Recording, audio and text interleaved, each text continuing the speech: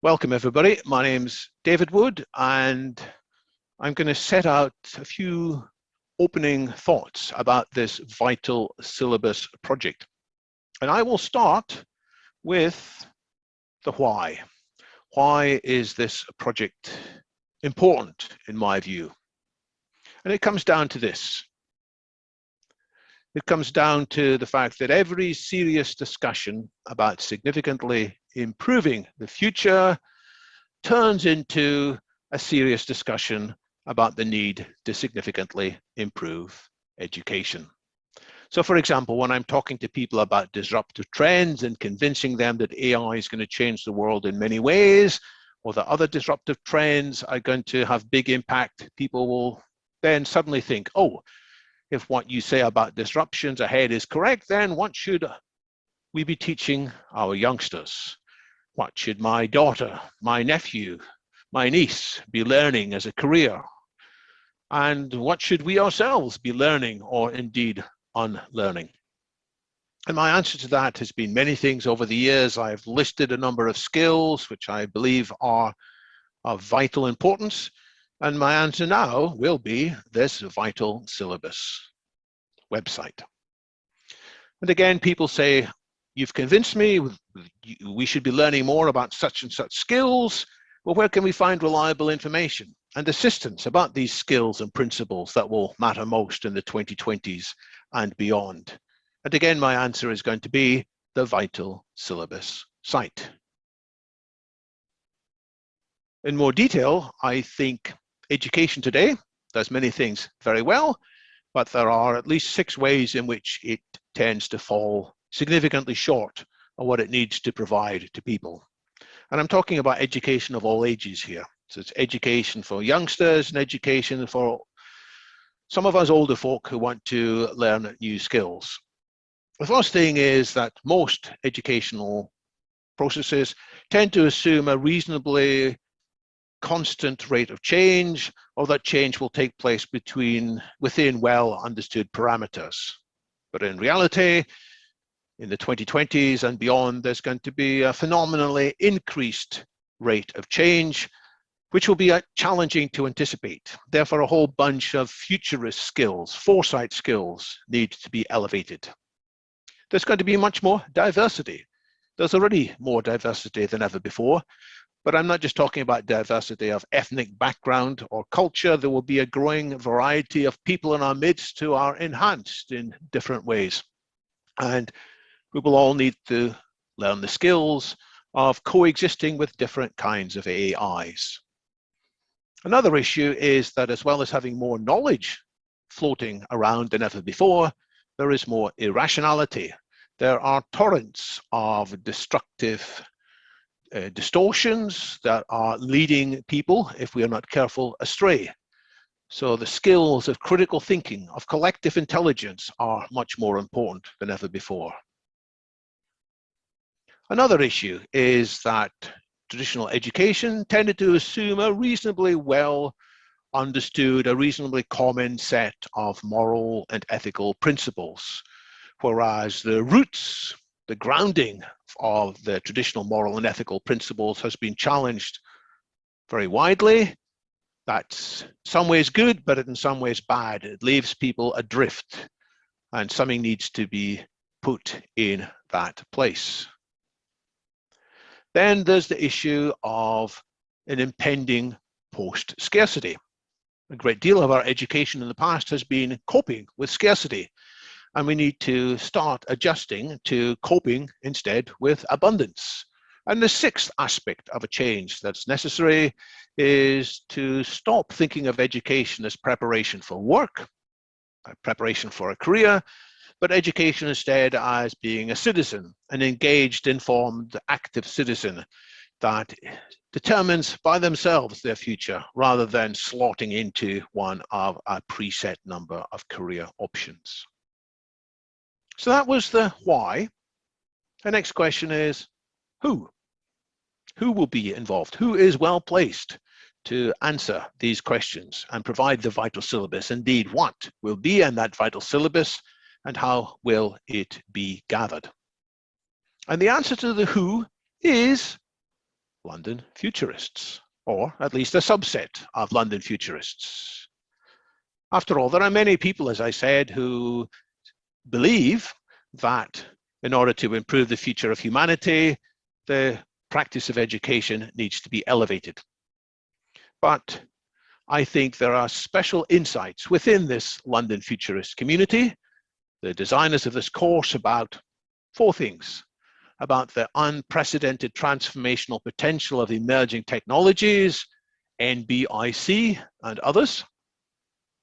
So we recognize the way in which these things could change much faster than is commonly expected. But secondly, we recognize that there are complications in foreseeing the outcomes of these technological trends because of interactions between these technological trends with changes in human characteristics, what humans are expecting, what our culture is, our social structures, the stories, the narratives we tell ourselves. And these human attributes can, for a while, slow down the impact of technological possibilities, but then it can flip and can accelerate them. Third, I believe we have a unique insight into the major threats and major opportunities faced by humanity. The threats and opportunities that deserve the most attention. I sometimes call them landmines, the things that could go badly wrong, and perhaps the hidden treasures, the things that could make our lives so much better if only we spot them and are aware of them. And finally, the uniqueness of the Vital Syllabus project is the profound relevance, an understanding of the profound relevance of the worldview known as transhumanism. And in case this sounds just aspirational, I will point to the 642 pages of the book Vital Foresight, which I wrote, drawing on many things I have learned from London Futurists over the years. There is a lot of information in there which I want to turn into more accessible material in this Vital Syllabus. And that's just the start. There are also 942 footnotes in there, leading in many cases to other sources of information which should be made more widely accessible. So indeed, the project is about gathering and highlighting resources such as videos, and in some cases, written online documents, which, as I said, will have the ability to help people acquire and deepen the most important general skills in the turbulent times ahead, and to understand and embody the principles that matter most. And when I say resources, I have 5 criteria in mind that these resources should meet. They must be accessible. They shouldn't lie behind any paywall or other entry barrier. They should be accessible. They should also be clear. They should be relatively easy to understand. Now, the resources will be at different levels of understanding in due course. There will be more elementary, more straightforward presentations, and there will be presentations with more details in them. But in all cases, the criteria is they should be clearly explained, they should be engaging, they should inspire people to pay attention, and they should keep the attention of viewers. They should also be precise. They shouldn't go all over the place, interesting though that may be. They shouldn't just tell narratives. They should address particular syllabus topics rather than lots of other questions. That other information might be provided as links for supplementary viewing, but the main material has to be relatively precise, well-defined, and finally, all of this should be things that people have good reason to trust. They should be authoritative. So the first part of feedback I will ask people, including yourselves, is to what extent do the videos that are already gathered in the Vital Syllabus meet these criteria? And if you find videos that are online already in this project and you think they're not engaging, they're frankly boring, if you think they are not likely to be trusted, then please let me know. And when I ask for feedback, well, you can give me some in this meeting if you are already aware of some, or you can send me email, or I'm going to direct people into an application called Slack, which I will say more about shortly. And these resources can all be accessed via the Education tab of the London Futurist website. which looks like this. So there's the London Futurists main page. There's the education tab, which you can reach by the education /education like that. And what's actually showing here is one of many pages in a tree underneath that, the vital syllabus page. And inside that tree of pages, you will find how to access the Slack channel. It's straightforward. You will also find how to view various introductory videos that explain more about the project. You will find an FAQ of frequently asked questions along with answers. If you have a question you think is missing from that list, then we may add it in. You will find a statement of the requirements, much as I have just run through. You will find a roadmap of possible next steps that I will come to shortly, how the project could evolve. And you will find a skeleton resource page for each of the 24 areas that I have picked out as belonging in this vital syllabus. So let's briefly look at these 24 areas without going into all of them. So, learning how to learn. I mentioned that right at the beginning in the chat before we started recording. Perhaps that's the most important skill. Then we have to communicate what we have learned. We have to be able to do it in an agile way that copes with a lot of uncertainty and so forth. So these are the first 12 and another 12 there, moving through governance, geopolitics, science, philosophy, transhumanism, landmines and solutions, and so forth. Now, I'll be interested in your feedback. Some of you may say that geopolitics isn't a skill that people need to know, frankly, or that emotional health isn't so important. Actually, I don't think any of you will say that, but you may pick some things and argue that they are of lesser importance, and you may also say, what about skill XYZ? Shouldn't that be here? And it may well already be in the next level down of the analysis, because behind these 24 top level areas, there are about 200 sub areas, which you can find out about by clicking through each one of these top level areas. So the collaboration call that I am issuing today in this meeting, the call for creative partnerships, is I want people's input on what are the resources, the videos, the documents that you have found or you know, which you think will answer some of the questions in this syllabus. It might be a great introductory video about geopolitics from a transhumanist point of view, or it might be something on how to develop better emotional resilience and so forth. So let me know what these videos are, and where we can't find any online, but we feel there's a missing story, then we should work together to create these videos. And I have already created 11 such brand new videos, which are online as needed, in my view. I'm also interested in suggestions for how we can keep the quality good. What are the processes? So how do we decide collectively which videos should be included, possibly on a temporary, provisional basis? And then how do we decide when to keep them, when to replace them by things that are more vital? I'm interested in your comments on the overall structure. As I've said, maybe the 24 areas aren't right. I'm sure they're not quite right. What do you have to say there? To what extent the vital syllabus should say this is the way and the truth, and you should follow it, and to what extent is there scope for much more diversity in different areas? And finally, I want to know, how can this project acquire greater impact? The sooner, the better. What can it do to live up to its possibilities? Again, I ask for feedback, either in this meeting once I stop talking shortly, via email or other means to communicate with me, or join the Slack and put your comments in there after you've had a time to think about them more carefully. In terms of these 24 areas, I'll put a few numbers onto the slides as well. These numbers reflect the number of videos that are in each area so far. So some, you can see, physical health.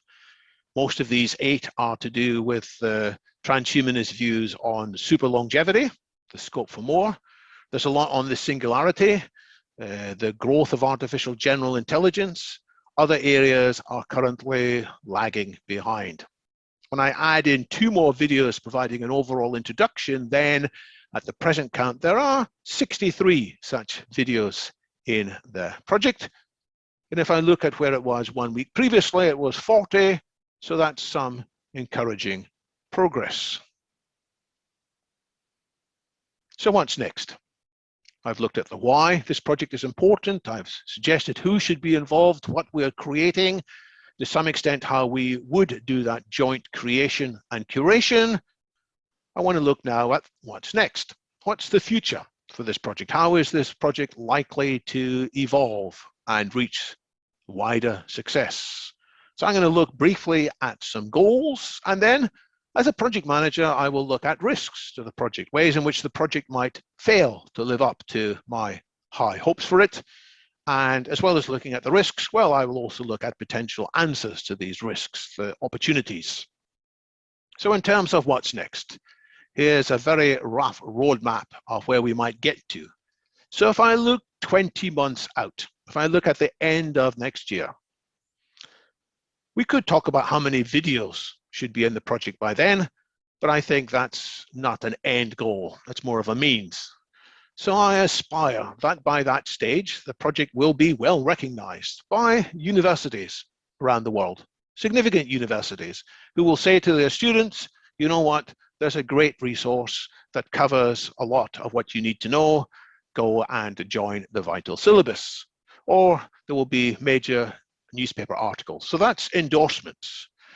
Ideally, there'll be an endorsement by UNESCO, the United Nations Educational Group. So that's another aspiration. I don't know how to measure how many regular users of the site there should be, but I think at the very least there should be 5,000 people visiting it on a regular basis and spending some time on it on a regular basis.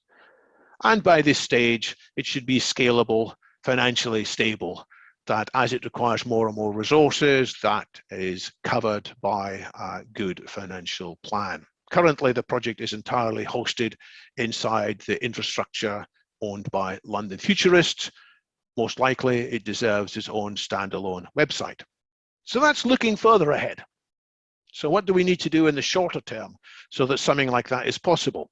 Well, let's look ahead 8 months. So I'm not quite sure what's possible by this stage. Maybe 100 active regular users of the site, supported by 20 active regular contributors. That's people who on a regular basis are suggesting new resources, commenting on the resources, improving the resources, improving the structure of the site. And by then, all 200 plus sub-areas of the syllabus should feature not just any old video, but something that we are confident is excellent, world-class material, meeting all the criteria I set out earlier. And that's 8 months away. If I look 6 weeks into the future, I hope that at least all of the 24 pages will feature at least some excellent material. And I hope that there will be a core team of, I don't know, at least 6 people from the London Futurist community who are actively involved, at least on an occasional basis, making suggestions about the project, offering advice, offering suggestions. So that's where I think we could get to. What might go wrong along the way, the risks and the opportunities for dealing with these risks. Now, maybe I should miss this out. Maybe I should just emphasize the upsides. But as a project manager, I have to recognize there is a lot of projects in the futurist and transhumanist space which sound good to start off with, but don't make much progress. And that is a real challenge. Indeed, there is a whole section in the Vital Syllabus about how major change projects often fail and what can be done to make them more successful. That's the leading change section. So I think there needs to be a roadmap of credible intermediate deliverables. There needs to be some clear, useful metrics, and there needs to be regular communications about progress made and communications about areas where more help would be welcomed. That might maintain some sense of progress, real progress, not just appearance of progress. There is a possibility that we will have lots of material in the site, but people will not enjoy it. There will be too much noise rather than signal.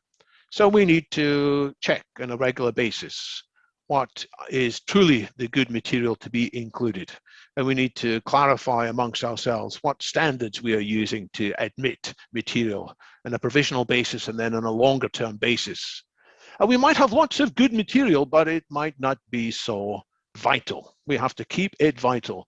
There is lots of important and good educational material around, but there's less need for that to be included in the vital syllabus.